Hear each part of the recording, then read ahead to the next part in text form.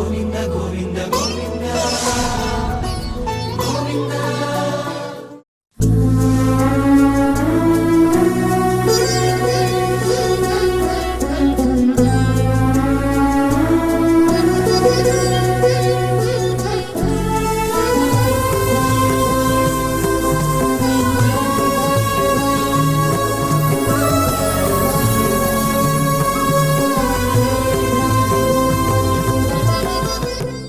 ఓం నమో వెంకటేశాయ. అఖిలాండకోటి బ్రహ్మాండ నాయకుడైన శ్రీ వెంకటేశ్వర స్వామి వారి దివ్యానుగ్రహ విశేషం చేత తిరుమల తిరుపతి దేవస్థానం వారు నిర్వహించే అనేక ధార్మిక కార్యక్రమాల్లో భాగంగా ప్రతిరోజు మనం శ్రీమన్ మహాభారత అంతర్గత అరణ్య పర్వంలోని విశేషాలను యథాశక్తి తెలుసుకునే ప్రయత్నం చేస్తూ ఉన్నాం. ఈనాటి ప్రవచన కార్యక్రమాన్ని మంగళ పద్యాన్ని పఠిస్తూ ప్రారంభించుకుందాం. నారాయణం నమస్కృత్య నరం చైవ నరోత్తమం దేవీం సరస్వతీం వ్యాసం తతో జయముదీరయేత్. మహత్వాత్ భారవత్వాచ్చ మహాభారతముచ్యతే నిరుక్తమస్య యో వేద సర్వపాపైః ప్రముచ్యతే. శ్రీ గురుభ్యో నమః. హరి ఓం.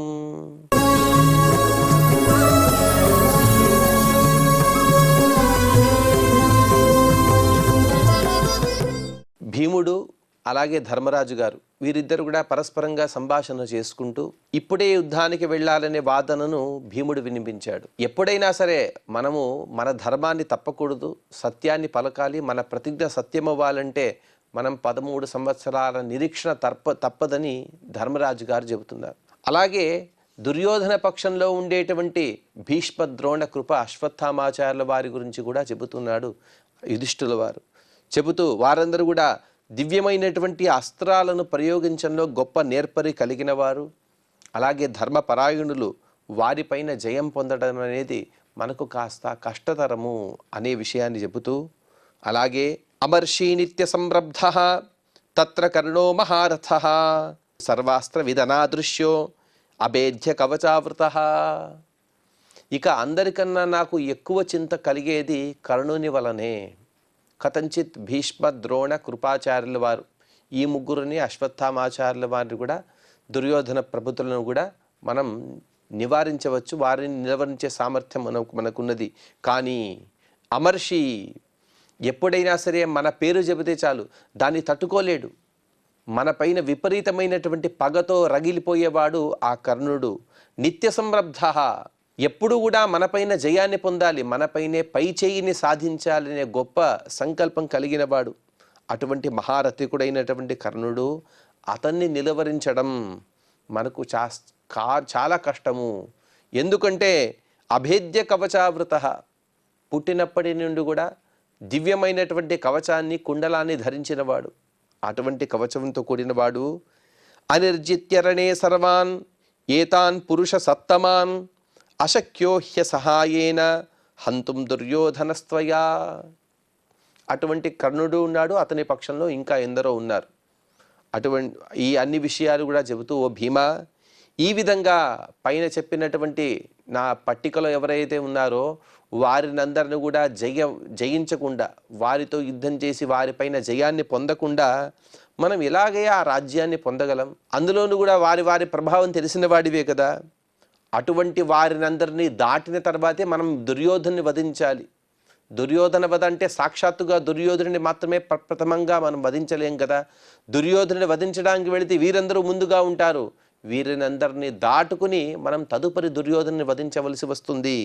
ననిద్రామధిగచ్చామి చింతయానో వృకోదర అతి సర్వాన్ ధనుర్గ్రాహాన్ సూతపుత్రస్య లాఘవం. ఓ వృకోదర, ఈ విధంగా విలువిద్యలో ఆరుతేరినటువంటి ఆ కర్ణుడు, అతని యొక్క ప్రభావం ఇదంతా కూడా తలుచుకుంటూ ఉంటే, అలాగే భీష్మద్రోణ కృపాచార్యుల వారు, దుర్యోధనుడు, వీరందరి ప్రభావం తలుచుకుంటూ ఉంటే నాకు కూడా నిద్ర అనేది రావటం లేదు అని ధర్మరాజు గారు కూడా చాలా బాధపడ్డారు. తర్వాత జరిగే విషయాన్ని వైశంపాయన మహర్షి గారు వివరిస్తూ, ఈ విధంగా పరస్పరంగా మాట్లాడుకునే సందర్భంలో సత్యవతి సుతుడైనటువంటి వ్యాసుల వారు అక్కడికి ప్రత్యక్షమయ్యారు. వ్యాసుల వారు వచ్చి వారిని కూడా స్వస్తి వచనాలు పలికి చక్కగా ఆశీర్వదించి వీరు కూడా వారిని సత్కరించారు. వ్యాసుల వారు చెప్పారు, ఓ యుధిష్ఠిరా, నీవు బాధపడే విషయం తెలుసుకుని నేనుగా వచ్చాను. వీరేం ప్రత్యేకంగా ప్రార్థన చేయలేదు. అంటే వీరు ఎప్పుడు కూడా ప్రార్థనని వదలలేదు, ఆ పరమాత్మని స్మరించకుండా లేరు. కానీ భక్తుల యొక్క కష్టాలను తెలుసుకుని పరమాత్మయే వారిని అనుగ్రహించడం కోసం భక్తుల చెంత పరమాత్మయే వస్తాడు అనేదానికి నిదర్శనాత్మకంగా వ్యాసుల వారు ఇక్కడికి వచ్చారు. వచ్చిన తర్వాత వారు ధర్మరాజు గారితో మాట్లాడుతూ, ఎత్తే భయమమిత్రఘ్న హృది సంపరివర్తతే తత్తేహం నాశయిష్యామి విధిదృష్టేన కర్మణ. ఓ యుధిష్ఠిరా, నీ మనస్సులో ఉండేటువంటి ఏదైతే చాలా అల్లకల్లోలంగా నీ మనస్సంతా కూడా ఉన్నది, ఆ విషయం తెలుసుకుని నేనే వచ్చాను. అదంతా కూడా విధిదృష్టేన కర్మణ నాశయిష్యామి. నీ మనస్సుకు వచ్చినటువంటి కలత, చింత, దాన్ని విద్యుక్తమైనటువంటి కర్మలతో నేను దాన్ని పరిహరిస్తాను అని అతన్ని ఏకాంతంలో తీసుకువెళ్ళారు. ఏకాంతంలో తీసుకువెళుతూ, శ్రేయసస్తే పరకాల ప్రాప్తో భరత సత్తమ ఏనాభిభవితా శత్రూన్ రణే పార్థో ధనుర్ధర. చూడండి, వ్యాసుల వారు ధర్మరాజును మాత్రమే ఏకాంతంలో తీసుకువెళ్ళారు. కానీ అర్జునుని గురించి చెబుతున్నారు. ఓ ధర్మరాజా, నీకు శ్రేయస్సు కలిగే విధంగా, అలాగే భావి కాలంలో అర్జునుడు గొప్పగా తను యుద్ధం చేయాలి. అతను యుద్ధం చేయాలంటే అతని వద్ద దివ్యమైనటువంటి శక్తి ఉండాలి. ఆ శక్తిని ప్రసాదించడం కోసమే నేను ఇప్పుడు వచ్చాను. అంటే భావి కాలంలో అర్జునుని యొక్క ప్రభావం అందరూ చూడాలి. వాస్తవంగా మహాభారత యుద్ధంలో అధిక భాగమైనటువంటి సైన్యాన్ని సంహరించింది భీముడే.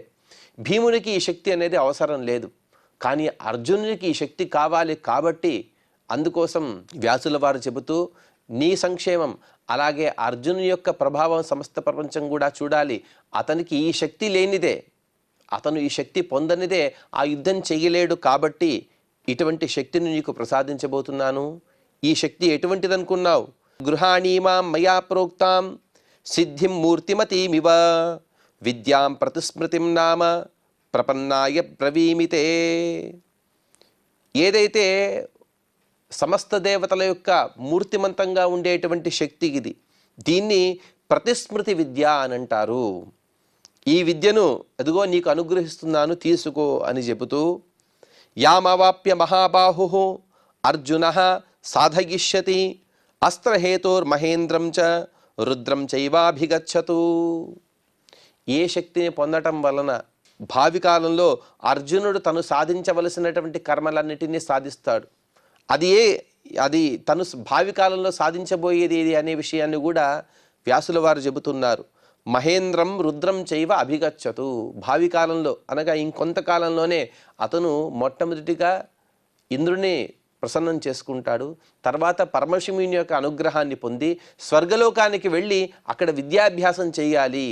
దానికి ఏదైతే ఉపోద్బలకంగా ఉంటుందో, సహాయకంగా ఉంటుందో అటువంటి ప్రతిస్మృతి విద్యను నీకు ఉపదేశిస్తున్నానని యుధిష్ఠిరుడికి ఉపదేశిస్తున్నారు. మనకందరు కూడా ఒక చిన్న ప్రశ్న రావచ్చు, అదేంటో సాక్షాత్తుగా అర్జున్నే పిలిచి అర్జునునికే తను ఈ విద్యను ఉపదేశించి ఉండవచ్చు కదా వ్యాసుల వారు అంటే, ఎక్కడైనా సరే వ్యాసుల వారు ఉన్నత ప్రార్థిత శేష సంసాధకం అని ఆ పరమాత్మని కీర్తిస్తూ ఉంటారు.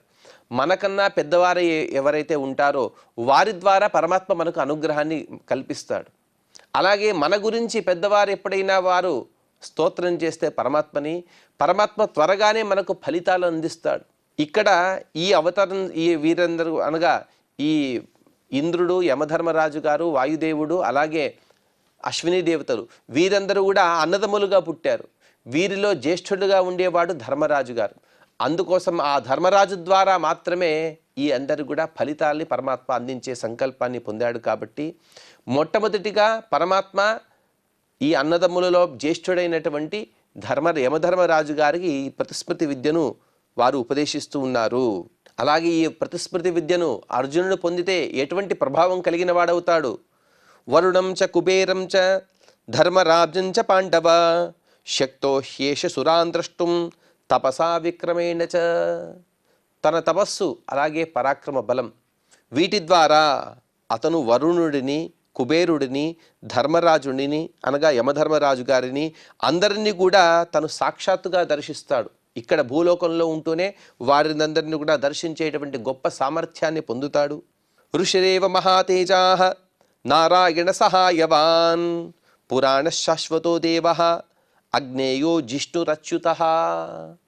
అర్జునుడిని జిష్ణు అనే శబ్దంతో కూడా పలు చోట్ల సంబోధిస్తూ ఉంటారు. జిష్ణు అంటే సాక్షాత్తుగా విష్ణువే నర అనే రూపంతో వచ్చాడు కాబట్టి అతన్ని జిష్ణు అని పిలుస్తారు. అటువంటి నరుడంటే సాక్షాత్తుగా ఋషిరేవ, ఒక ఋషియే ఇక్కడ క్షత్రియ కులంలో పుట్టాడు. ఇతనికి నారాయణ సహాయవాన్, నారాయణ రూపి అయినటువంటి ఆ పరమాత్మ అనగా నర రూపంలో కూడా పరమాత్మనే ఉన్నాడు. అందులో ఇంద్రుని యొక్క ఆవేశము అంశ. అలాగే నారాయణుడు సాక్షాత్తుగా శ్రీకృష్ణ పరమాత్మ యొక్క సహాయం ఉన్నది, అతని అండదండలు ఉన్నాయి కాబట్టి ఇతను అగ్నేయ, అటువంటి గొప్ప సన్నిధానాన్ని పొంది ఉన్నాడు. కాబట్టి ఏ పరమాత్మనైతే మనం అగ్నేయుడిగా పిలుస్తూ ఉంటామో, ఏ పరమాత్మ గురించి మనం పూర్తిగా తెలుసుకోలేమో అటువంటి పరమాత్మ యొక్క గొప్ప సన్నిధానాన్ని పొంది ఉన్నాడు. అస్త్రాణీంద్రాచ్చ రుద్రాచ్చ లోకపాలేభ్యగేవచ సమాదాయ మహాబాహు మహత్కర్మ కరిష్యతి. ఈ ప్రతిస్మృతి విద్యను పొందిన తర్వాత ఈ విద్య యొక్క బలం చేత భావి కాలంలో అతను ఇంద్రదేవుడి ద్వారా, అలాగే పరమశివుని ద్వారా, అలాగే కొందరు లోకపాలకుల ద్వారా కూడా పలు విద్యలను, అలాగే అనేక అస్త్రశస్త్రాలను పొంది కురుక్షేత్ర సంగ్రామంలో గొప్పదైనటువంటి తన పాత్రతను తను నిర్వహిస్తాడు. అందుకోసమే ఈ విధంగా అనేక జాగ్రత్తలు చెప్పిన తర్వాత వ్యాసుల వారు చెబుతున్నారు, మీరందరూ కూడా ఈ కామ్యక వనంలో ఉన్నారు, ద్వైత వనంలో ఉన్నారు. ఇక ఈ ద్వైతవన ప్రాంతం నుండి వేరే వనానికి వెళ్ళండి అని ఉపదేశిస్తూ ఉన్నారు. ఎందుకంటే ఒకే చోట బహుకాలం ఉండడం అనేది మీకు క్షేమం కాదు.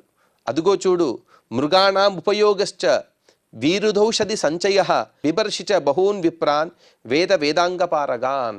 ధర్మరాజు గారంటే ఏదో వీరు 5గురు అన్నదమ్ములు, చిన్న పరివారం. ద్రౌపదేవి వీరు మాత్రమే కాదు, అనేక బ్రాహ్మణోత్తములందరూ కూడా వీరి దగ్గర ఉన్నారు.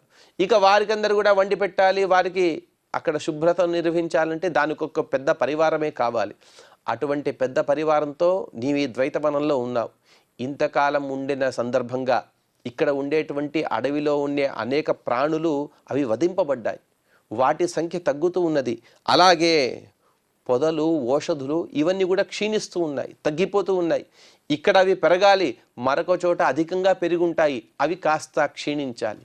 ఆ విధంగా మీ యాత్రను ఏర్పాటు చేసుకోండి అని వ్యాసుల వారు ఉపదేశిస్తూ, ఇక మీరందరూ కూడా కామ్యకవనానికి మీరు ప్రయాణం అవ్వండి అని చెప్పి వ్యాసుల వారు అక్కడే అంతర్ధానం అయిపోయారు. తర్వాత వీరందరూ కూడా వ్యాసుల వారి ఆజ్ఞ, వ్యాసుల వారి సూచన మేరకు వీరందరూ కూడా కామ్యకవనానికి వచ్చారు అనే విషయాన్ని కూడా చెబుతారు.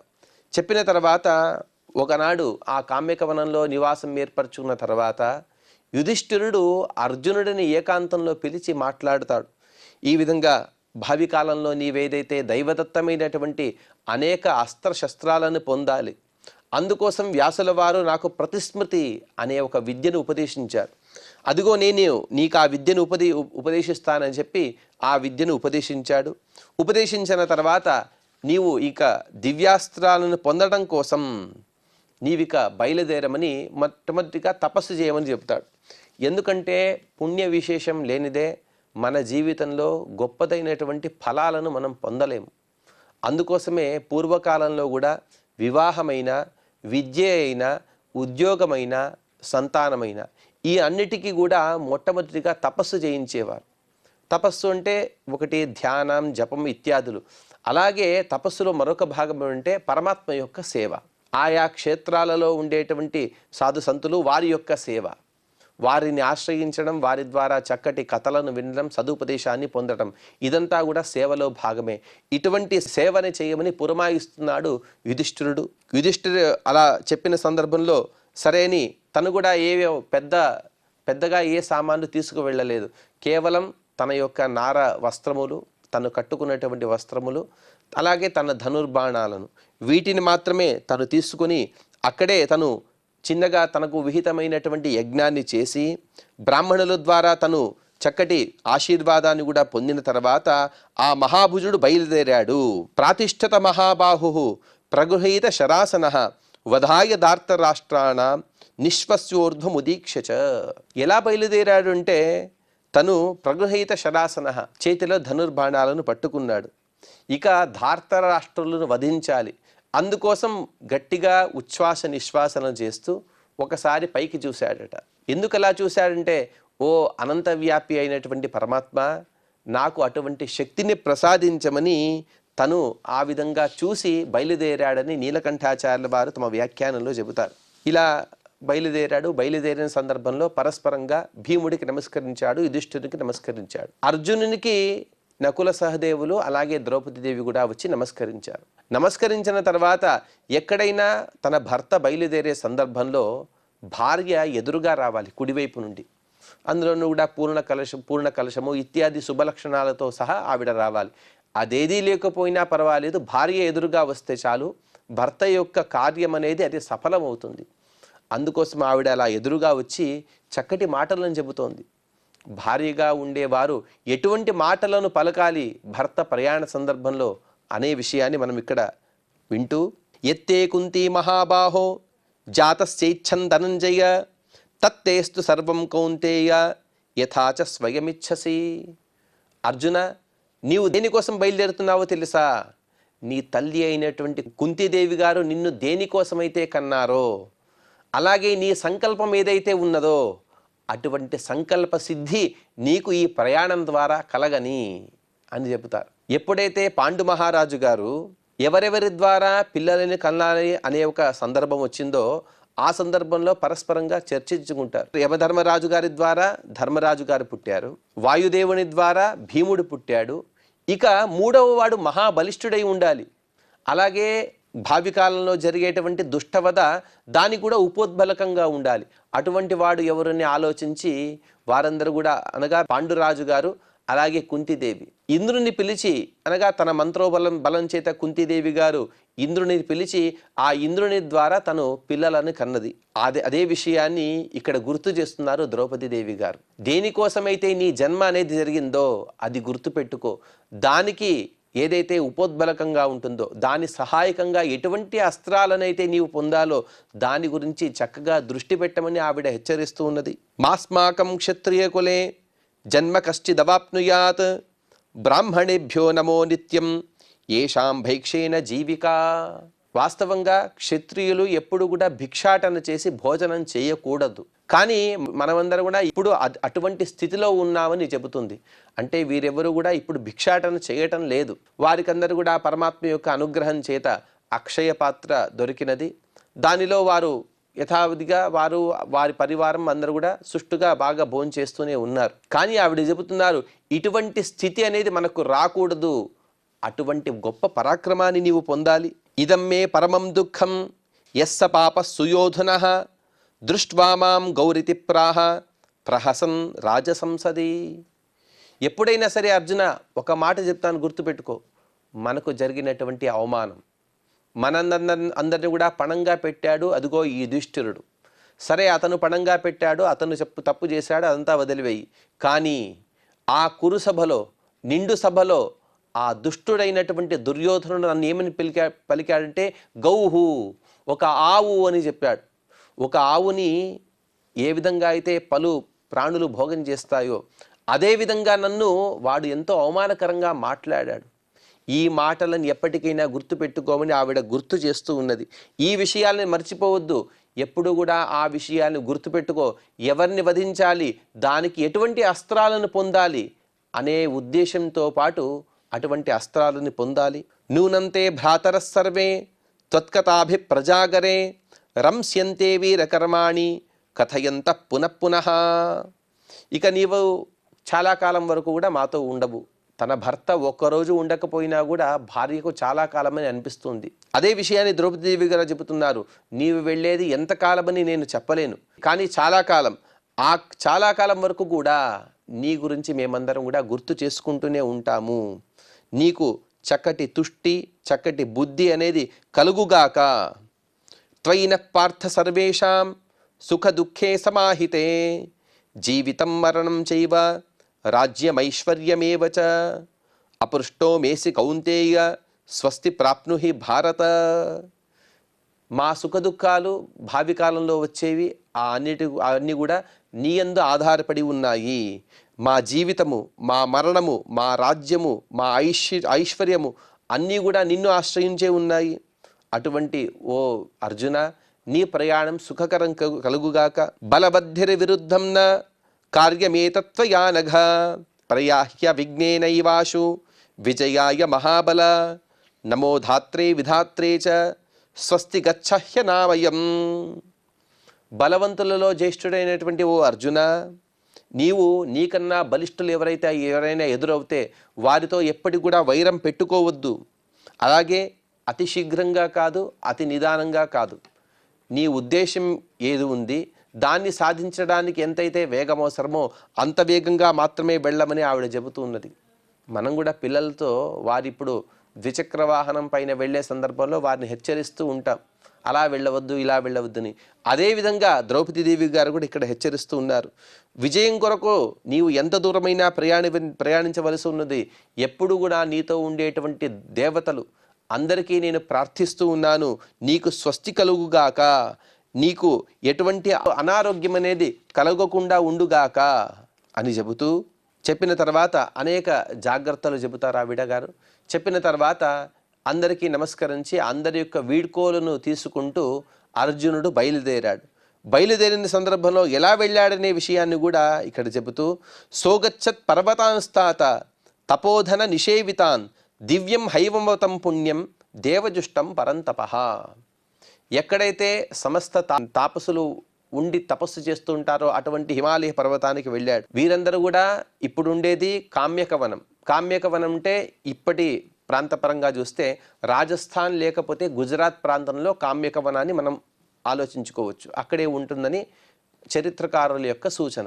ఇతను హిమాలయ పర్వతానికి వెళ్ళాడు. అది కూడా అగచ్చత్ పర్వతం పుణ్యం ఏకాహ్నైవ మహామనాహ